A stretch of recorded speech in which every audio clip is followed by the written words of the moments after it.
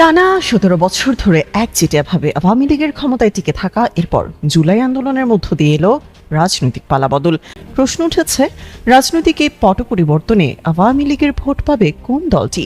ভোটের সময় যত এগিয়ে আসছে এবং যারা বিশ্বাস করছেন যে ভোট হবে, তাদের সকলেরই প্রশ্ন যে এই ভোটের ময়দানে আওয়ামী লীগ এবং তাদের যারা সহযোগী লোকজন রয়েছেন, প্রায় অর্ধেক ভোটার, যাদের মনের মতো প্রার্থীদেরকে নির্বাচনের বাইরে রাখা হয়েছে, তারা আসলে কাকে ভোট দেবে? বিএনপিকে, এনসিপিকে, নাকি জামাতকে? এটা হলো এক। ২ নম্বর হলো, কেন তারা ভোট কেন্দ্রে যাবে? এখানে স্পষ্টতই আওয়ামী লীগের সভানেত্রী এবং দলের যারা নেতাকর্মী রয়েছেন শীর্ষ পর্যায়ের, তারা ইতিমধ্যে স্পষ্ট জানিয়ে দিয়েছেন যে আওয়ামী লীগকে যদি ভোটের বাইরে রাখা হয়, তাহলে এই ভোট নিয়ে আওয়ামী লীগের কোনো মাথা ব্যথা নেই এবং আওয়ামী লীগের যারা নেতাকর্মী রয়েছেন, তারা কোনো অবস্থাতেই ভোট কেন্দ্রে যাবেন না ভোট দেওয়ার জন্যে। তো এটা যদি হয়, তাহলে একটা ভয়াবহ বিপর্যয়ের কারণ ঘটাবে।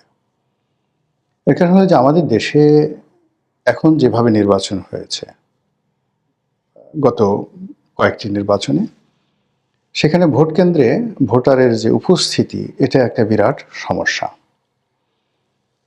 আওয়ামী লীগ একছত্রভাবে তাদের সকল রাষ্ট্রীয় ক্ষমতা তারা প্রয়োগ করার পরেও 10%, 15%, 20%, মানে এক একটা নির্বাচনী এলাকাতে এক এক রকম ঘটনা, এবং কোনো কোনো জায়গাতে এমনও হয়েছে যে শতকরা 5 ভাগ ভোটারও ভোট কেন্দ্রে উপস্থিত হয়নি বিগত 3টি নির্বাচনে।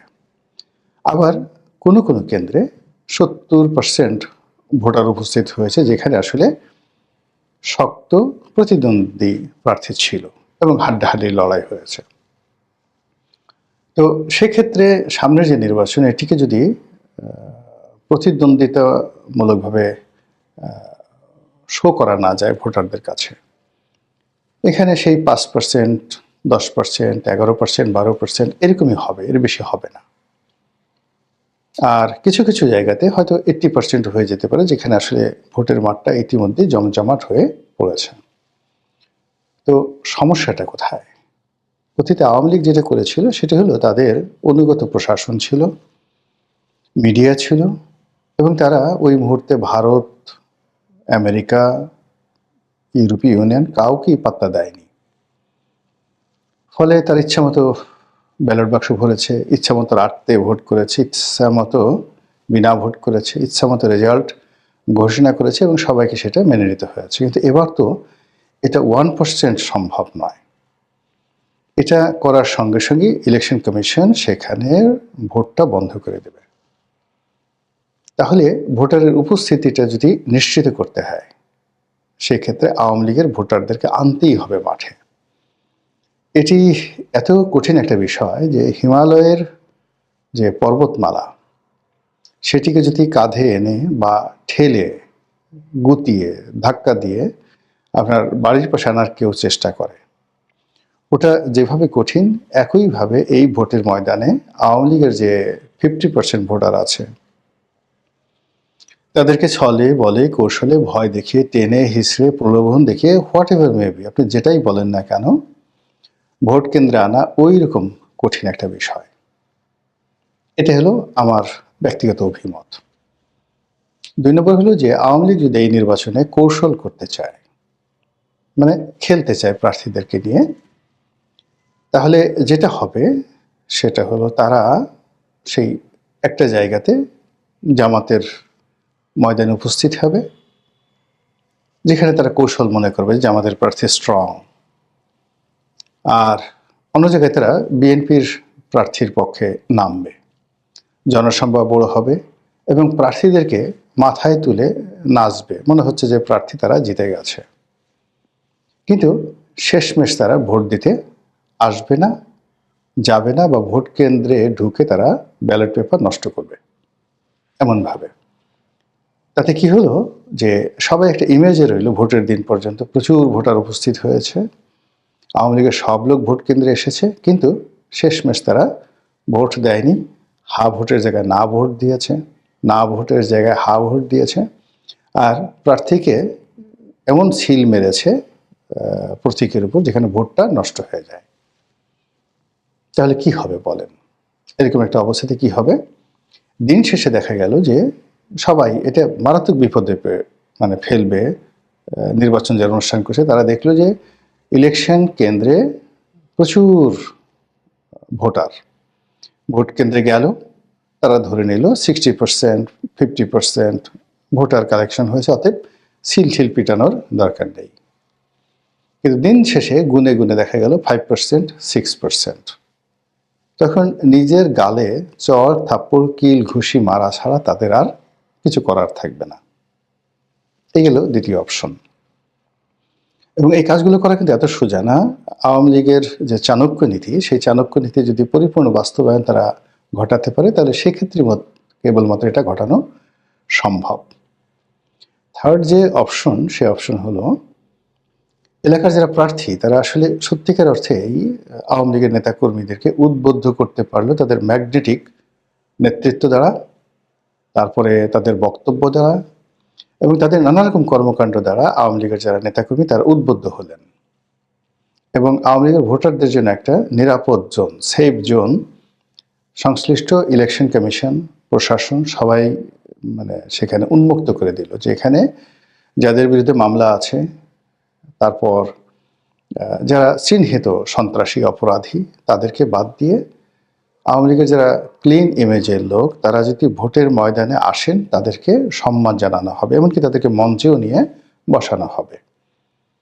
এবং এটি যদি শান্তিপূর্ণভাবে করা হয় তাহলে আওয়ামী লীগের যে রাজনীতি এটি খুবই কঠিন হয়ে যাবে আগামীর দিনগুলোতে। এবং সেক্ষেত্রে যারা যোগ্য প্রার্থী তারা এখানে লাভবান হবে। 4 নম্বরে যেটা মনে হচ্ছে সেটা হলো যে আওয়ামী লীগের কিছু লোক গেল, ভোট দিতে গেল এবং তারা প্রার্থীদের এবং রাজনৈতিক দলগুলোর যে গত সেই 17 মাসের যে কর্মকাণ্ড, সেই কর্মকাণ্ডকে যদি তারা বিবেচনায় নেয় এবং সেই অনুযায়ী যদি তারা ভোট দিতে চায় তাহলে বিএনপির কপাল খারাপ। এক্ষেত্রে জামাত, এমনকি এনসিপি, এমনকি চরমোনাই যারা প্রার্থী আছেন তাদের কপাল খুলে যাবে। এর কারণ হলো এই দলগুলো জাতীয় পর্যায়ে, যেমন জামাত জাতীয় পর্যায়ে আওয়ামী লীগকে হিট অ্যান্ড হার্ট করে তেমন কোনো কাজ করেনি। তারপর যে সকল মব হয়েছে সেগুলো মব হয়েছে, সেই মবের জন্য পরোক্ষভাবে জামাতকে দায়ী করা হয়, কিন্তু প্রত্যক্ষভাবে এর সঙ্গে জামাত ছিল এটা লোকজন দেখেনি।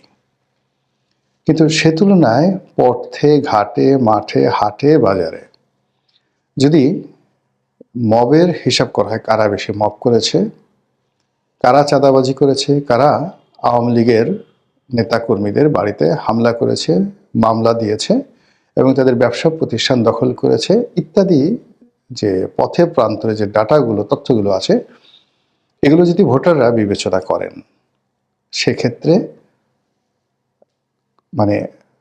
একটি বিশেষ দলের কপাল পোড়ার সম্ভাবনা অনেক অনেক বেশি।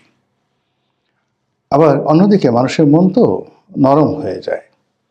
তো মানুষের মনকে নরম করার যে জামাতি কৌশল রয়েছে, সেই কৌশল যদি তারা কাজে লাগায়, তারপরে ভালো ব্যবহার করে, তাদেরকে আশ্বাস দেয়, ভরসা দেয়, সেক্ষেত্রে আওয়ামী লীগের যারা ভোটার তারা যদি ভোট দিতে চান, ভোটের ময়দানে রীতিমতো বিপ্লব হয়ে যাবে। এটাকে যারা ম্যাটিকুলাস ডিজাইন বলবেন বা অন্য কোনো কিছু বলবেন, এতে লাভ হবে না। মূল ব্যাপার হলো যে এই বাংলাদেশে আওয়ামী লীগের নেতাকর্মীদের বিরুদ্ধে যারা মামলা করেছেন, এই মামলার বাদী কারা, কয়জন আছে জামাতের লোক মামলা করেছেন, কয়জন বিএনপির লোক, কয়জন এনসিপির লোক, খুঁজে দেখেন, সে অনুযায়ী ফলাফল হবে।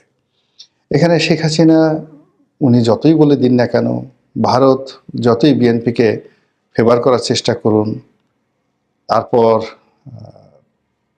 যাকে বলা হয় প্রশাসন বিএনপির ব্যাপারে যতই ঝুঁকে থাকুক না কেন, এখানে যদি শক্তি প্রয়োগ করে, প্রশাসনিক শক্তি প্রয়োগ করে ব্যালট বাক্স না ভরা হয় এবং এখানে যদি যাকে বলা হয় একটি ভুয়া রেজাল্ট শিট তৈরি করা না হয় প্রশাসনের তত্ত্বাবধানে, কিংবা এখানে যদি সেনাবাহিনী সরাসরি হস্তক্ষেপ করে একটা ঘোষণা দিয়ে দেয়, এই কাজগুলো যদি না হয়, সেক্ষেত্রে ভোটের মাঠের যে চালচিত্র, সেই চালচিত্রে আজকের দিন পর্যন্ত বেশিরভাগ সিটে জামাতের প্রার্থী এগিয়ে থাকবে।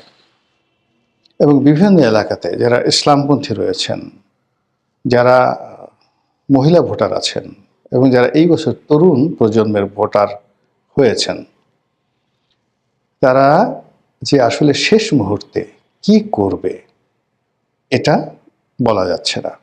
তা আমরা আলোচনার শুরুতে আবার চলে আসি, যেটা বলছিলাম যে আওয়ামী লীগের ভোট মানে কোন দিকে যাবে বা আওয়ামী লীগের ভোটাররা কাকে ভোট দেবে। স্পষ্টতই বোঝা যাচ্ছে যে গত 17 মাসে বিভিন্ন এলাকাতে তারা যাদের দ্বারা জুলুমের শিকার হয়েছে, অত্যাচারিত হয়েছে, যে সকল চাঁদাবাজ চিহ্নিত সন্ত্রাসী তাদের বাড়িঘর লুটপাট করেছে এবং এলাকাতে দাপিয়ে বেড়াচ্ছে, তাদেরকে আওয়ামী লীগের লোকজন ভোট দেবে না। আওয়ামী লীগের লোকজন যদি জোর করে তাদেরকে আনা হয়, এমনকি বুথের মধ্যে ঢুকিয়ে দেওয়া হয়, সেক্ষেত্রেও ফলাফল খুব ভালো আসবে না, খুব খারাপ আসবে। আবার দ্বিতীয়ত যেটা আছে সেক্ষেত্রে হলো যে আওয়ামী লীগ এই মুহূর্তে কেন ভোট দেবে না। প্রথমত হলো দল মাঠে নেই, তাদের নেত্রী দেশের বাইরে, এবং এই প্রথমবারের মতো ব্যালট পেপারে নৌকা নেই। এটি যে কোনো আওয়ামী লীগের লোকজনের জন্য অবমাননাকর। ফলে তাদের যদি মানে পিত্তি থাকে, আমরা বলি না যে লাশ শরম থাকে তোর পিত্তি নেই, তো পিত্ত থাকে বা পিত্তি থাকে, তাদের যদি ন্যূনতম চেতনাবোধ থাকে, মর্মবোধ থাকে, মানবিক বোধ থাকে, তাহলে এটাকে তারা একটা অপমান হিসেবে মনে করবে, এই জন্য তারা ভোট দেবে না। আবার উল্টোটা হতে পারে, কেন ভোট দেবে? এখানে 1 নম্বর হতে পারে যে তারা মনে করতে পারে যে আসলে আওয়ামী লীগ খারাপ করেছে, এই জায়গা থেকে তাদের বের হয়ে আসতে হবে, শেখ হাসিনা ভালো কাজ করেনি, এই বোধ যদি আওয়ামী লীগের নেতাকর্মীদের মধ্যে আসে, তারা ভোট দিতে পারে। আরেকটা দিতে পারে, সেটা হলো যে যেভাবে অতীতের সংখ্যালঘু সম্প্রদায়দেরকে জিম্মি করে ভয় দেখিয়ে মানুষ ভোট আদায় করেছে, ঠিক এইবারও একই কায়দায় সেই ব্যবস্থা করা যেতে পারে। তাদেরকে ভয় দেখানো হতে পারে এবং সেইটা ভয় দেখিয়ে আসলে আওয়ামী লীগের যদি সেই নিজেদের ভোট 30%, অন্যান্য মিলিয়ে আরও 15%, 50% ভোটের একটা অংশ আনার চেষ্টা করা হতে পারে ভয় দেখে, কিন্তু এটা ভালো ফলাফল আনবে না। এটা হয়তো 2%, 3% লোকের জোরাজুরি করে আনা যেতে পারে, কিন্তু বদনাম ছড়িয়ে পড়বে, সিরিয়াস বদনাম ছড়িয়ে পড়বে। এবং আজকের দিন পর্যন্ত ভোটের যে মাঠ, সেই মাঠে জোরাজুরি করার কোনো স্কোপ নেই।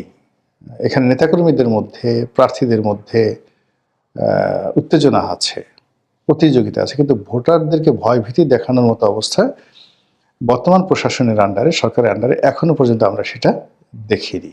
তো দেখা যাক ভোটের হাওয়া কোন দিকে যায়, ভোটাররা কোন দিকে যায়, কোন প্রার্থী কত ভোট পায়, আর আওয়ামী লীগ কাকে ভোট দেয়, আর নির্বাচনের দিন কি ফলাফল আসে।